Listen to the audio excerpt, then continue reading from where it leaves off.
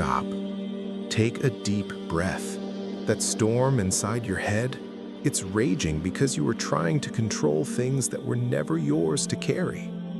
You are exhausting yourself trying to force doors open, worrying about how and when. But you forget who holds the keys. You are trying to be the captain when you were just a passenger. Allah didn't ask you to figure it all out. He asked you to trust Him.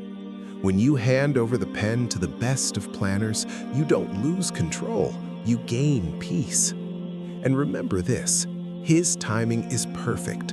What looks like a delay to you is actually protection from Him. He knows what your heart can handle and when it's ready to receive it.